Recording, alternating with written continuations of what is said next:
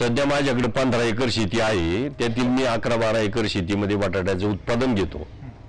शेतीला नांगरून 2-2, 3-3 कुळवण्या कराव्या लागतात।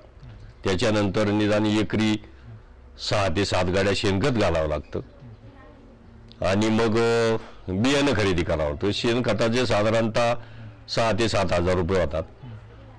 त्याच्यानंतर बटाटा लागवड आणि काढणी याच्यासाठी बी 10-1 हजार रुपये खर्च येतो आणि त्याच्यानंतर मग बियाण्याचा खर्च 20,000 बियाणं, 10,000 रुपये ही खतं आणि औषधासाठी 10,000 रुपये लागतात। जवळजवळ 3 ते 4 वेळा आम्ही फवारणी करतो। त्याची टोटल जरी धरली तरी 10,000 रुपये एकरी खर्च येतो औषधाचा आणि लेबर मजुरी आहे 10-1 हजार, असा टोटल मिळून 50,000 ते 55,000 रुपये आम्हाला पूर्ण खर्च येतो।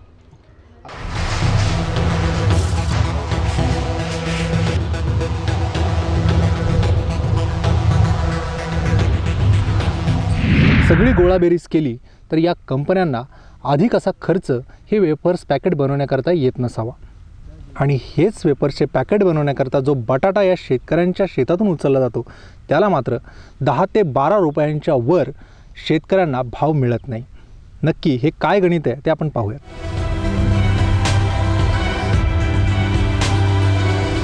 कंपनीचं असं आहे त्यातलं की यांचा एक जर पुडा घ्यायचा जर घेतला कुठल्याही तुम्ही अगदी स्टॉलवर घ्या, हॉटेलमध्ये घ्या, 10 रुपयाला तो 25 ग्रॅमचा एक पुडा असतो।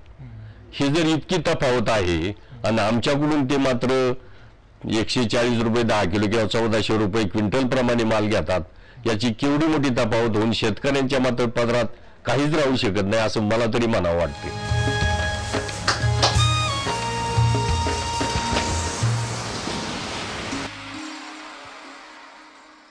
FDIचा मोठ्या प्रमाणात गाजावाजा होतोय। FDIमध्ये अशाच पद्धतीने कंत्राटी पद्धतीने काही कंपन्या शेती करतील किंवा मॉलमध्ये हा शेतीमाल त्यांच्याकडून विकला जाईल असं सांगितलं जात आहे। मात्र या FDIमधून शेतकऱ्यांना खरंच फायदा होईल का हे अभ्यासण्याची गरज देखील आहे। Avinash Pawar, Pune, Bharat for India.